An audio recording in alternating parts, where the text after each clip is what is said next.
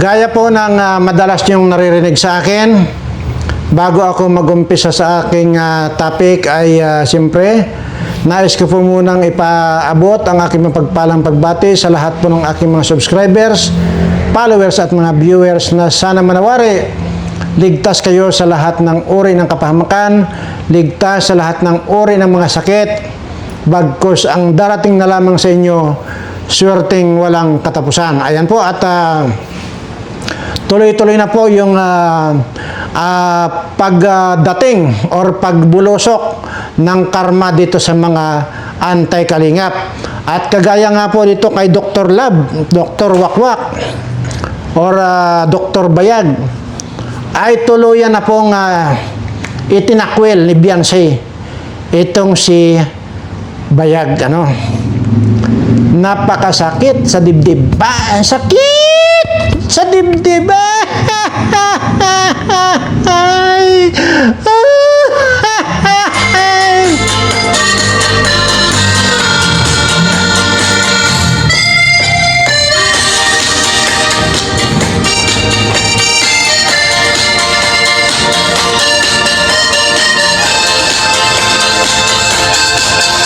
Ayan po at talaga namang hindi matatawaran yung sakit sa dibdib itong nangyaring kapalaran ni Dr.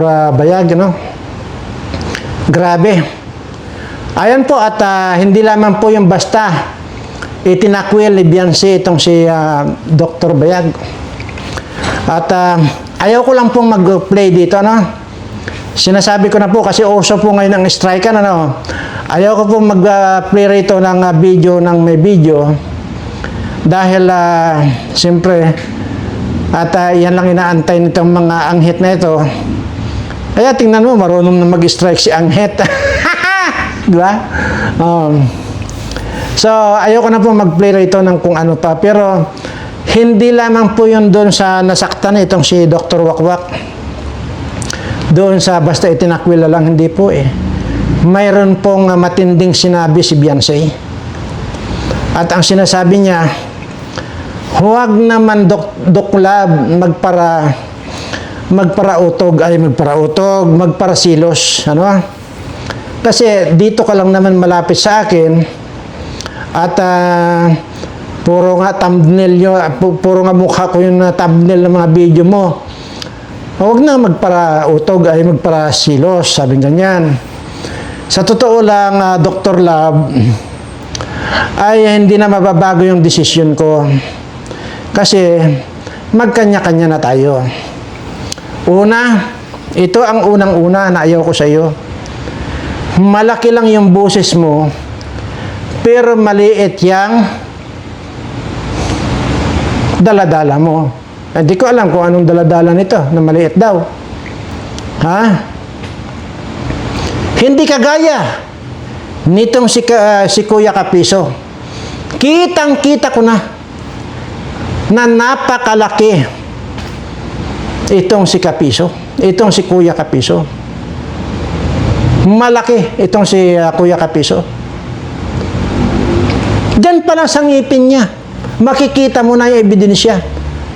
Ibig sabihin, pagka malaki ang ngipin niyang isang tao, malaki din yung daladala.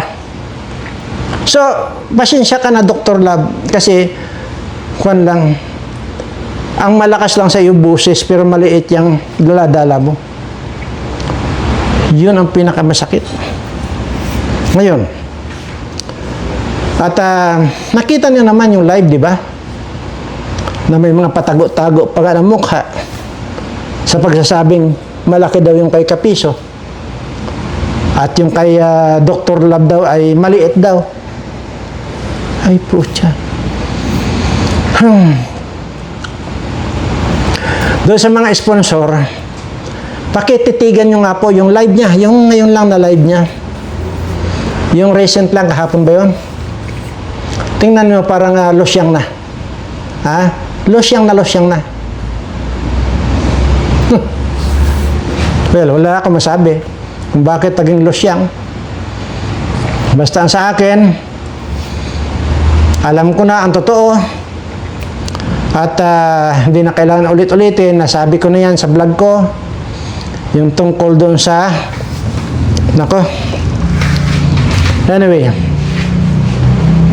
ay ako na raw nga ngayon, ang sabi raw ni Kwan, ni Butanding, dapat lang anak, tanggalin mo na yan at itakwil mo na yan si Dr. Lab na yan dahil nga parang siya yata yung malas sa atin. O, tingnan mo, sinabi pa. Doble-doble. Doble-dobling nilait. Sabi nung anak, maliit daw ang daladala, malakas lang daw yung boses ni Dr. Lab. Ito na bang nanay? May daladala daw malas.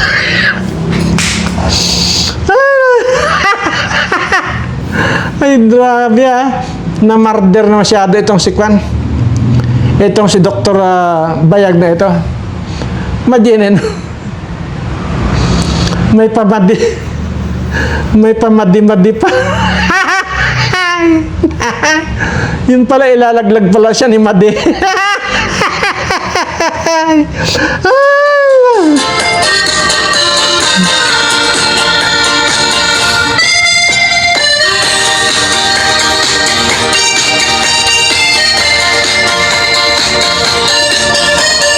Grabe. May dala-dala daw kamalasan. Yan po yung kwan. Yan po yung napapala noong mga taong ang bilis makalimot. Kaya nga po may kasabihan. Ano ba yung kasabihan? Ang tao raw pag hindi marunong lumingon sa pinanggalingan, daig pa ng kambing.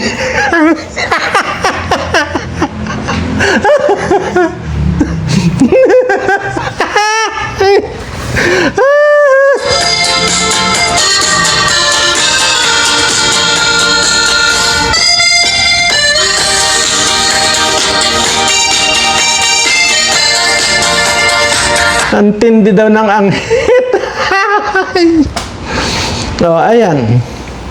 So, ngayon, Bayag, ramdam mo na kung ano yung ginawa niyo dito sa Kalingap.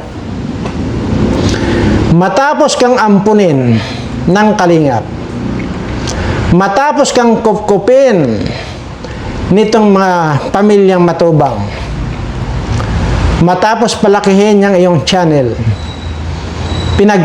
pinagpalit mo lang sa walang utang na loob na pamilyang anghit. Diba? So ngayon, at ikaw ngayon yung itinakwil at sinabi pang ikaw ay may bit-bit na kamalasan.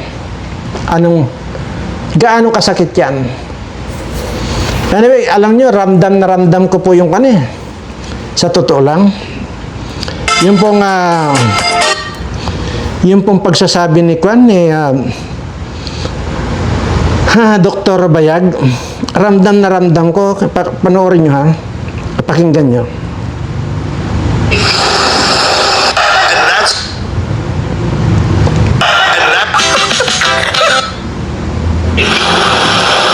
Pag-decide ako na solo na. Pagpatuloy namin ang Team Guapa, kami na lang. Mabubuhay naman siguro kami ni Rich. Nagluto si Nika dito. Hinarap ba? Nagluto dito. Kasi pag-usapan, nagkaharap nga, pero hindi sila nag-uusapan. Naghatid sila ng mga paninda. Oh, may alib nakatid ng paninda. Tanong mo, kung ano nangyari doon sa paninda na hinatid.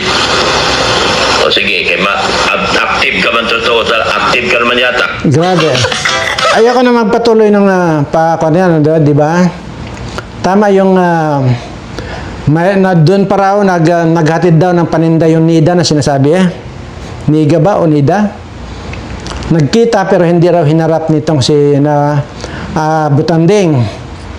Imaginin mo, siya na ang nagdala doon ng mga paninda raw, hindi pa hinarap. Kaya itong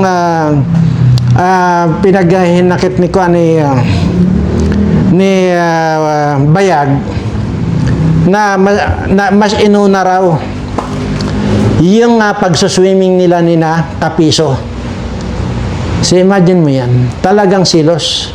Kaya nga sabi ni Beyonce, Dr. Love, wag ka namang parasilos. Kasi hindi ko naman pwedeng tanggihan si Kuya Kapisot. Di ba? Nandiyan yan sa vlog niya. Ikaw, nandito ka lang naman. Di ba? Si Kuya Kapisot ay ngayon lang kami magdadao pang palad at humapos pa nga sa akin. At saka ramdam ko yung malaki yung daladala ni Kuya Pisot. Malaki, hindi kagaya sa iyo. Busis lang ang malakas sa iyo. Tapos sinundan pa ng nanay. Anak, iwasan mo na yan si Padi, si Dr. Love. Kasi may daladalang kamalasan sa katawan yan. Imaginin mo yun. Sakit nun sabihin ka ni Madi na mayroon kang daladalang kamalasan sa katawan. Sakit nun. Promise. Anyway, parang kwan lang po yan. Tawag dito. Parang lesson learned, ika nga. Yung pagiging taraidor mo sa Kalingap, Dr. Love or Dr. Bayag, ayan na ngayon, yung sinapit mo. Napakaaga pa kung tutuusin yung sinapit mong kapalaran na kamalasan. Ano?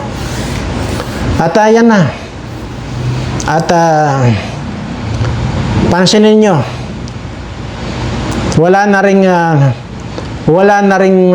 gaanong nagpapakulay. Sa pag-live niya, pansinin nyo, hindi na rin po ganun karami. Paano ba naman dadami? Ang ilalive lang niya, ito. Ito lang yung ilalive niya. Tapos, ganun-ganun lang.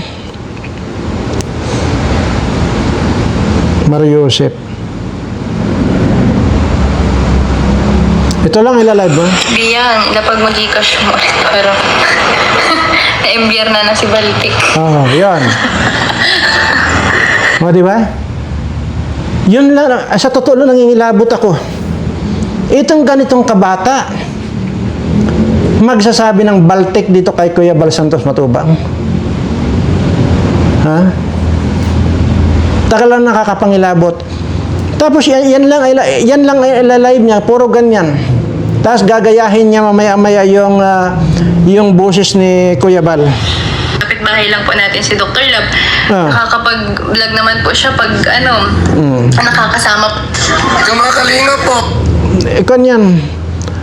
Ano ba yung quad pa sinasabi niya rito?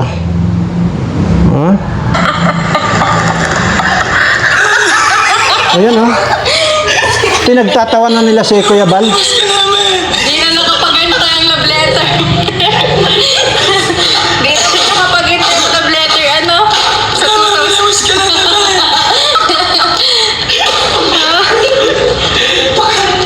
Shoutout mga kapisot. Shoutout po. Tingnan mo. Ito AI. Magsasalita, tatago yung mukha. Ang saya-sala na ni Kapisot. Kaya naman, todo silos itong si Dr. Wakwak. Wala, tanggapin mo na, Dr. Wakwak, na isa ka na rin sa isa ka na rin sa dinaanan ng dilobyo. Para sa akin po, dilobyo na po yung mga dumadaan sa inyo dilobyo na. Nagtaraidor ka sa Kalingap, ayan, tinaraidor ka nung kinampihan mo. Kumampi ka sa Anghit, at kumampi ka din sa mga sabungirong pamilya, sabungirong tamad pa, ayan. Sila ngayon ni Kapisot ang nakikinabang sa mga palipalipad na yan sa pangsasabong. Grabe. Ganun lang. Yung mga kwan, sa totoo lang po, ito kaya sa totoo lang po nung yung si Marilyn Chang, natatandaan niyo po ba, binanatan ko kasi nga banatan po ako niyan dahil dan sa pagtatanggol kay Beyonce. Talagang nagtanggol talaga kay Beyonce ito, si Marilyn Chang. Kaya talagang tinira ko rin yan eh. Ngayon, wala na. Itinatakwilan niya si Beyonce. Ito. Kunwari ka lang mahihiyain, patago-tago. Pero pagharap sa kamera kasama mga kalalakihan sa tabi mo, ay naku, napaka-komportable mo, no? Uy! Uy! Ha, ha, ha, ha. Uy! Ha? Uy! Kabila! Uy! Ayan. Ginagaya niya. Tapos, yan yung sinasabi ko na wala na. Pawala na po yung mga nagpapalipad sa kanya dahil nga, wala naman siyang tinatapi kundi mag-aantay lang talaga ng palipad. Magandang gabi po. At ngayon, Beyonce, nag-aantay ng palipad si Beyonce. Tingnan mo, yun lang ang nasasabihin niya. Baltik daw itong si Kuya Bal Santos Matubang. Samantalang yan yung nag-ahon sa kanila sa talagang sibernanakwan na kagutuman. Gutom na gutom po yan mga yan. Wala pong malamon yan mga yan. Pinalamon ni Kalinga Prab, pinalamon ni Kuya Bal Santos Matubang. Anong sinukli? Ayan. Sinasabihan lang na may baltik itong si Kuya Bal Santos Matubang. Sa totoo lang po, kalabisan ba nung sabihin kong mga patay gutom itong mga ito? Ay totoo po eh. Ha? Hindi po ako magsasalita rito kung wala tayong ebidensya. Ha? Ito po eh. Ang nilalamon po, balinghoy.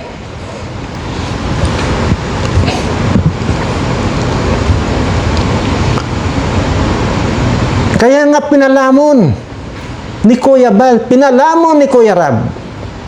Pero anong ganti sa mga putang inang to? Ito yung price na nakuha ni Kuya Bal. Ito yung nakuhang price ni Kuya Rab sa pagpapalamon sa pamilyang ito. Ito po ang ebidensya na talagang wala pong malamon itong pamilyang ito. Ito at talagang nakakapingalabot dito. Lalo na po yung kung talagang hindi siya nakakapaglakad.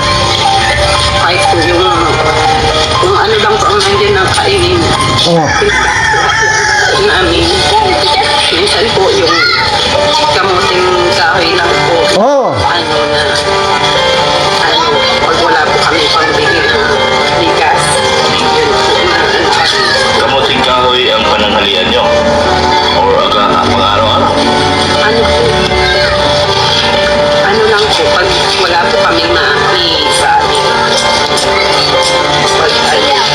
Tapos yung time po na nag-aaral po sila na halos wala po ako maibigay. Tapos minsan din po hindi po sila nakakapag-instruction kasi nakakapag-aaral kasi wala po na balik sa akin. Wala pa po silang pagkasain. Wala po po ako maibigay sa kanila. Ang sumunod. O yun na. Umiyak na. Sinababa ko yung sila. Nakawa naman ako. Yan. Huwag nating tapusin. Umiyak na ang gaga. Tapos ngayon, pagkayabang-yabang, pinaangat lang ni Kuya Bal Santos Matubang ang buhay nitong mga buwakan ng inanto. Sinagip sa kagutuman. Tapos ganyan yung mga pinaggagawa nitong mga walang utang na loob na ito. Siya mismo ang nagsabi na kamuting kahoy, kamuting bagin. Kung minsan ay dahon dyan o damo na lang kinakain ito. Hindi yan natapos eh. Minsan nga daw, kung anong damo yung kinukuha nila dyan, para nilalamon, malaman na lang yung tiyan. Hindi ko na po plini na mahaba yan. Dahil ayoko po mag-play dito ng video na may video. Tapos ganyan ang gagawin dito kay Kuya Bal Santos Matubang. Pinabahayan. Tapos ganun lang ang sasabihin itong putang ng ito, ang hit na ito. At sasabihin may baltik itong si Kuya Bal Santos Matubang. Gagayahin pa yung buses ni Kuya Bal Santos. Bastos na pamilya. Ito yung pinakabastos na pamilya na nakilala ko. Kaya nga wala daw kanyan eh. Wala kayong pagpumunta raw kayo niyan sa bahay nila, wala kayong maaamoy diyan sa bahay nila kundi amoy utot. Lahat po sila nagsasagutan ng utot ng utot, utot ng utot, utot ng utot kasi nga puro balinghoy, kamote ang nilalamon nitong mga ito. Kaya man niya, tayo sabi niya, tayo sabi may mga tunog yung kanila eh. Yung isa parang akala pa nga raw na yung nung mga malayo ang kapitbahay niya na. Akala nga raw nila mayroong mayroong MMDA na yung nagpipito. Gumaganyan.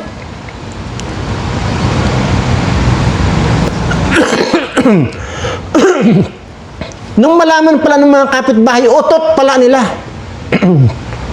Walang ginawa kundi mag-inutot. Ito ang pamilyang ito. Kaya iniisip nila parang may pulis na nagtoturotot. Kala daw nila ng mga kapitbahay, merong hinuhuling hold-upper kasi yung pala utot pala nitong pamilyang mga burakot na yun. Ay, naku. Kaya itong mga pamilyang parautot na ito, parautog pa. Yan yun. Okay lang sana na umalis ka. Okay na sana yung nagpatulpo ka. Okay na yun eh. Pero yung iinsultuhin mo pa itong si Kuya Bal Santos Matubang, gagayahin mo yung buses na nang iinsulto kayong dalawa ni Kapiso at sasabihin mong baltik, ibang usapan na yun. Putang ina ninyo. Yun lang masabi ko sa inyo. Kaya ikaw isa ka rin may kaltog sa ulo na Dr. Wakwak ka. Abay, mag-isip ka. Wala na. Hindi na kailan magiging sikat yung pinoprotektahan mo na yan. Wala na.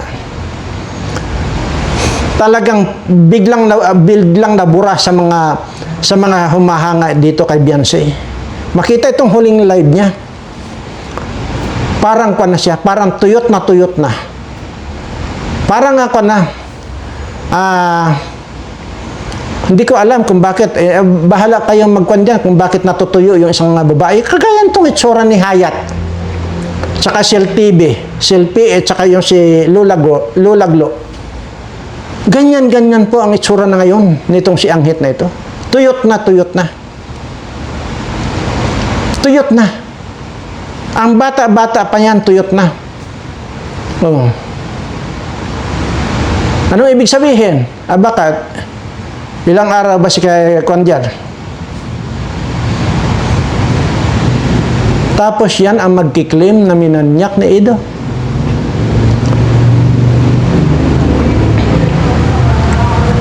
Tama na yung Kwan ko dyan. Tama na yung nagsabi naman ako dati na kung may magpakita sa akin, magpakita itong si Anghit sa akin ng katibayan na minanyak na siya ni Ido. Well, ibang usapan yon. Ako nang bahala doon. Pero wala eh, hanggang ngayon wala eh. Kaya sabi ko nga, kaya na buo na lang sa isip ko. Kaya siguro ito, pinagsigawan manyak si Ido dahil nga nag-aantay gitarahin ang tinggil nito, hindi ginitara ni Ido. Yun lang yun. Kasi may pagkaturpi nga ito si Ido. Puro porma. Daig pa ng kanto si Ido eh. Yung si Norman, Yung Norman Dayan, yung bulag dati na nakakakita na ngayon. Laging kasama ni Kuya Rabian ngayon. Ay, pagka na taon niyan kay Norman, naging girlfriend ni Norman, yung pagka baka magkapunit-punit ang tinggil niyan sa kagigitara ni Norman. Ewan ko lang. So, ayun po, yung napakasakit sa buhay ni Dr. Wakwak ngayon. Yung kung ano yung itananim mo, siya mong inani. May resi sa iyo. May kaso ka pa. Alalahanin mo, Dr. Wakwak, may kaso ka pa. Dahil lang dyan sa anghit. Pero ngayon, ipinagpalit ka lang pala dito kay Kapiso dahil nga daw mas malaki yung kay Kapiso. Ikaw, boses mo lang daw ang malakas or malaki lang daw ang boses mo. Pero wala daw binatbat yang daladala mo. Napakasakit nun. Tapos, nako, aywan ko sa iyo. Anyway, kung gusto mo namang lunukin ng lunukin yan, ang sinasabi niya, edi wow. At saka ito, kung sino ang gustong makipagpustahan sa akin, habang maaga pa, kung kaya nilang tapatan yung birthday niyan, noong nandyan pa sa Kalingap yan, si Anghit na yan, kung mayroong tatapat dyan na ganun kabungga, magsabi lang kayo, lalo na itong mga sponsor na mga may yabang na ito, ilatag nyo na lahat ang kayamanan nyo kung mayroong kayong kayamanan. Pag hindi nyo natapatan yung ganun kabungga nung nag-birthday yan, dyan kaya sa poder pa ng Kalingap, ay kwenta, ito magandang pustahan to. Sige daw. Baka mamaya ni isa dyan walang mag-donate dyan sa birthday niyan. Wala na po eh. Yung mga palipad po wala na. At makita mo naman tapos sasabihin pa na parang kamukha daw ni Mama Mire. Putang ina naman.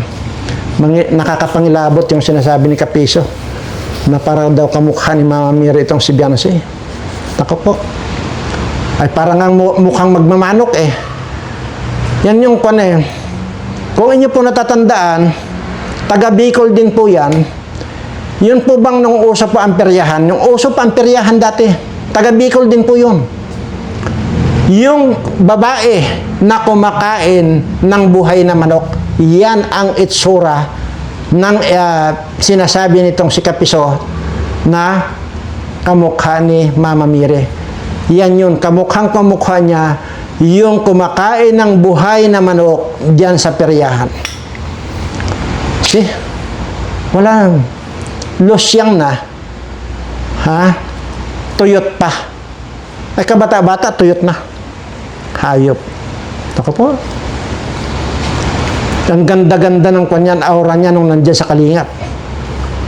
Ngayon, sa bagay talaga, nagpapaganda lang talaga diyan yung pagkaalaga kang ng Kalingap.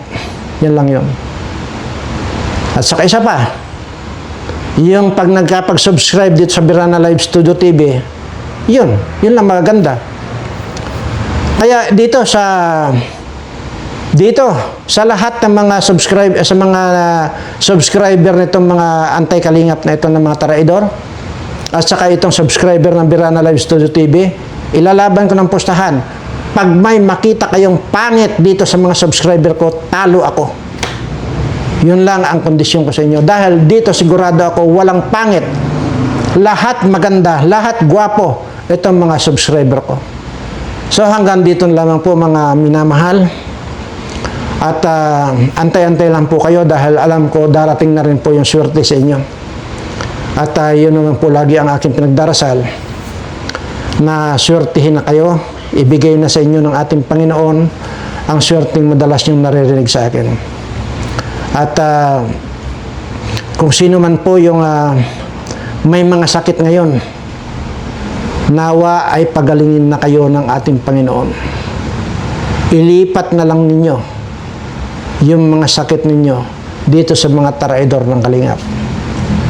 Maraming salamat po at sa lahat po ng aking mga subscriber, mahal na mahal ko po kayong lahat.